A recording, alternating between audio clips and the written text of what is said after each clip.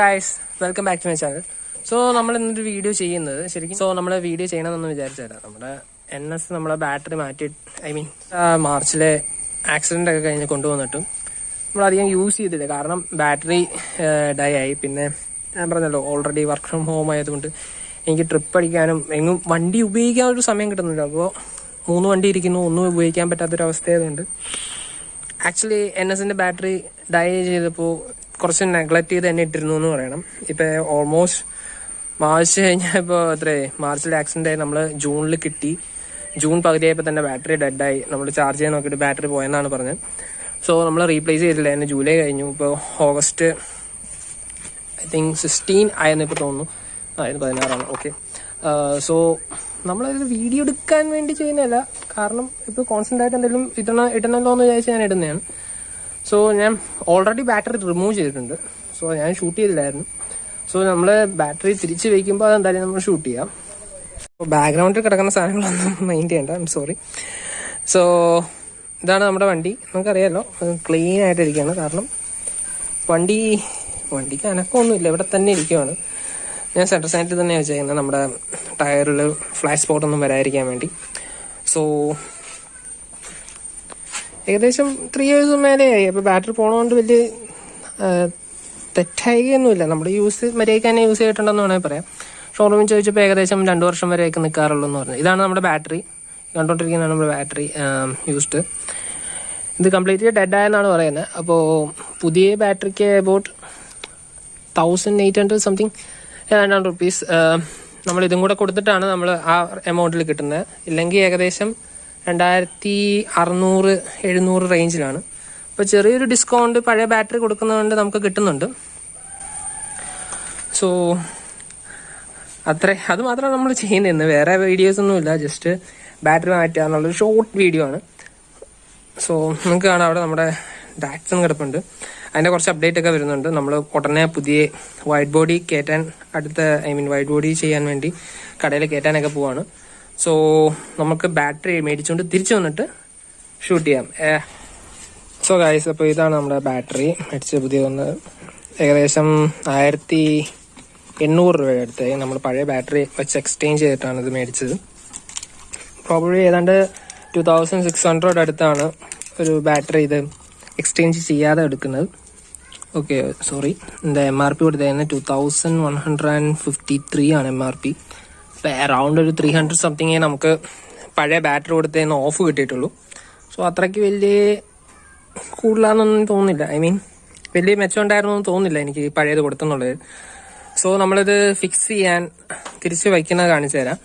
So just ഒരു tutorial video പോലെ നിങ്ങൾക്ക് വേണമെങ്കിൽ കൂട്ടാം. സോ ആദ്യം തന്നെ നമ്മൾ നമ്മുടെ സീറ്റ് ഓപ്പൺ ചെയ്ത്, ഓക്കെ, എനിക്ക് ക്യാമറയുടെ അസിസ്റ്റൻറ്റ് വേണം. ക്യാമറ ആരെങ്കിലും കൈ കൊടുക്കണം. സോ ഞാൻ എൻ്റെ ബ്രദറിൻ്റെ കൈ കൊടുക്കുകയാണ്, നിങ്ങൾക്ക് ഇത്രയും കൂടെ മര്യാദയ്ക്ക് കാണാൻ വേണ്ടി. സോ ഫസ്റ്റ് ഓഫ് ഓൾ നമ്മൾ എന്തായാലും സീറ്റ് കവർ റിമൂവ് ചെയ്യണം.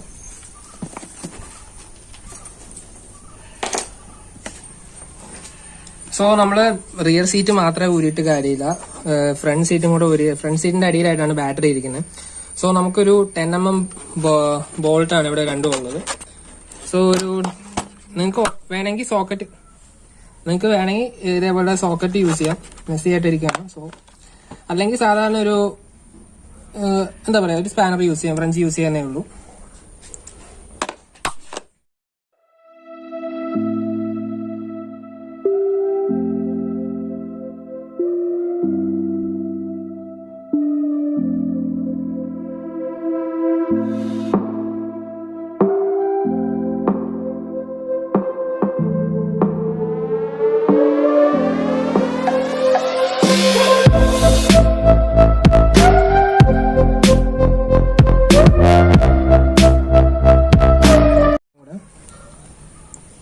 ജസ്റ്റ് ഈ 2 ബോൾസ് ഊരുക.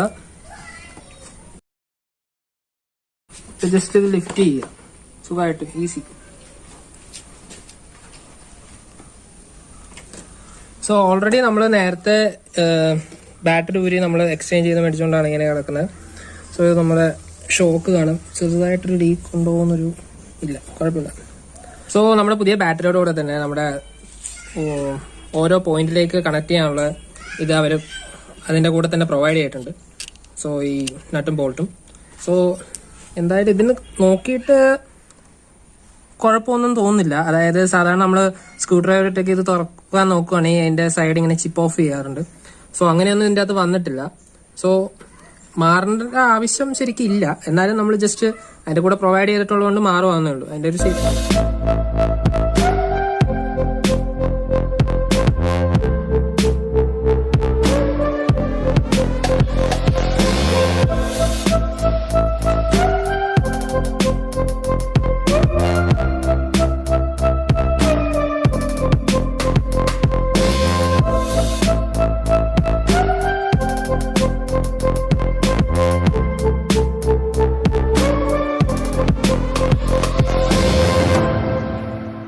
നമ്മൾ ഓൾറെഡി അത് റിമൂവ് ചെയ്തു.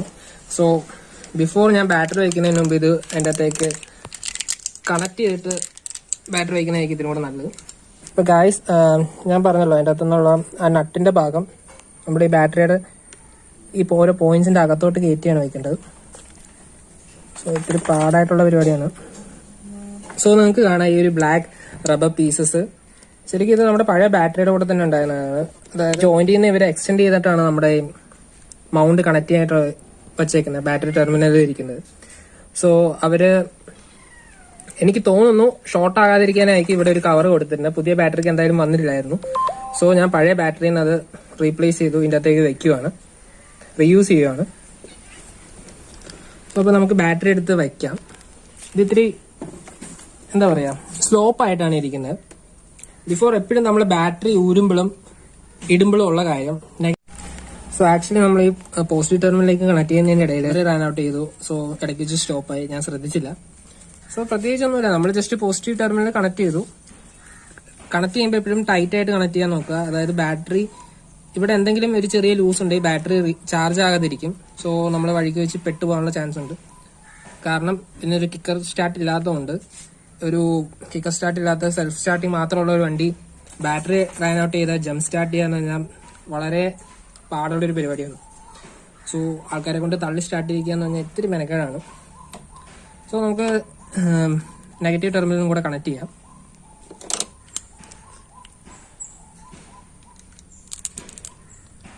സോ സ്പാർക്ക് വരുന്ന ഒന്നുകൊണ്ട് പേടിക്കണ്ട, അത് ജസ്റ്റ് ഗ്രൗണ്ട് ആകുന്നതിൻ്റെയാണ്.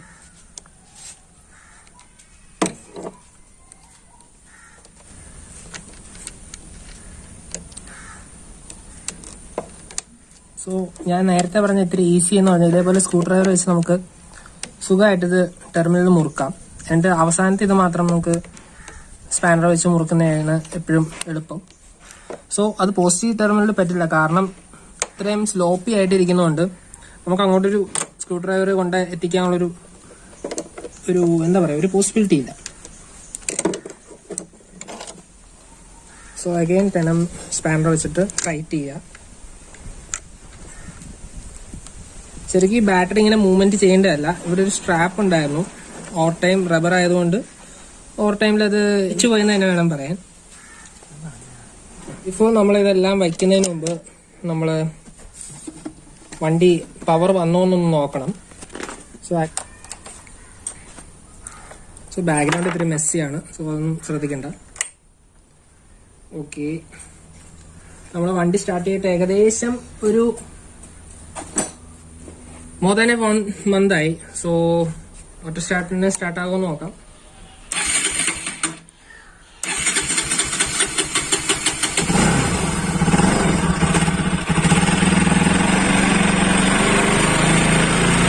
ഓൾവേസ് നമ്മൾ കുറെ നാളത്തേക്ക് വണ്ടി സ്റ്റാർട്ടാക്കാത്തതുകൊണ്ട് ഏകദേശം ഒരു 2000 RPM വണ്ടി കുറച്ച് നേരം ഇരിക്കുന്നത് നല്ലതാണ്.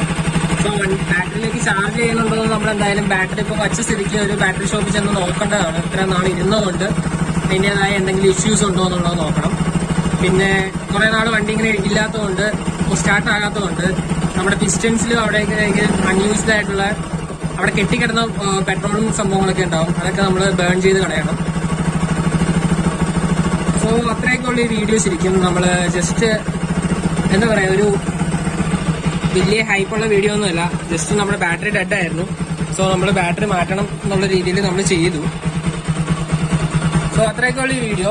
സോ നിങ്ങൾക്ക് ഇഷ്ടപ്പെട്ടെങ്കിൽ ലൈക്ക് ചെയ്യുക, കമന്റ് ചെയ്യുക. സോ ഇത്രയൊക്കെയുള്ള ഈ വീഡിയോ. സോ ഇങ്ങനെയുള്ള വീഡിയോസ് ഒക്കെ നിങ്ങൾക്ക് കാണുന്നുണ്ടെങ്കിൽ കമന്റ് ചെയ്യുക, ലൈക്ക് ചെയ്യുക. സോ എന്തെങ്കിലും ഇതിനെ കുറിച്ചുള്ള ക്വസ്റ്റ്യൻസ് വല്ലതും ഉണ്ടെങ്കിൽ എന്നോട് ചോദിക്കുക, മെസ്സേജ് ചെയ്തായി. നിങ്ങൾക്ക് ഇൻസ്റ്റാഗ്രാമിലുള്ള മെസ്സേജ് അയക്കാം. നമ്മുടെ അലോയ് വീലിന്റെ കാര്യത്തിനെ കുറിച്ച് തന്നെ കുറെ പേര് എനിക്ക് കോൺടാക്ട് ചെയ്തായിരുന്നു. ഞാൻ കുറച്ച് അലോയ്സ് മൊത്തം നമ്മൾ ചെക്ക് ചെയ്ത് നമ്മുടെ അലോയ്സ് ഫുള്ള് നമ്മൾ കണ്ടുപിടിച്ചത് ഫേസ്ബുക്ക് മാർക്കറ്റ് പ്ലേസിൽ നിന്നും OLX നിന്നൊക്കെ കൂടെയാണ്. അപ്പം ഓൾറെഡി ഞാൻ കുറെ എണ്ണം ഇങ്ങനെ സെലക്ട് ചെയ്ത് വെച്ചിട്ടുണ്ടായിരുന്നു. സോ അങ്ങനെയുള്ള ചോദിച്ചവർക്കൊക്കെ ഞാൻ അയച്ചു കൊടുത്തിട്ടുണ്ട്. ഏതൊക്കെയായിരുന്നു അത്യാവശ്യം നമ്മളൊരു വാല്യൂ ഫോർ മണി എന്നുള്ള രീതിയിൽ ഞാൻ കണ്ട കുറെ എണ്ണമൊക്കെ എൻ്റെ അടുത്ത് ചോദിച്ച ആൾക്കാർക്ക് ഞാൻ അയച്ചു കൊടുത്തിട്ടുണ്ട്. സോ അങ്ങനെയുള്ള എന്ത് ഡൗട്ട് ഉണ്ടെങ്കിലും നിങ്ങൾക്ക് എന്നെ കോൺടാക്ട് ചെയ്യാം. I will help you with it. ഇപ്പൊ NS നമ്മൾ ഏകദേശം ടിപ്പ് ടോപ്പ് ആക്കി. ഇനിയിപ്പോൾ നമ്മളൊരു അടുത്ത 2-3 ട്രിപ്പ് അടുത്ത മാസം പ്ലാൻ ചെയ്യുന്നുണ്ട്. കാരണം വണ്ടികളൊക്കെ ഇവിടെ അധികം യൂസ് ഇല്ലാതെ കിടക്കുവാണ്. അങ്ങനെ ഇട്ട് വണ്ടി നശിപ്പിച്ചിടാൻ താല്പര്യമില്ല. So that's all. Thank you.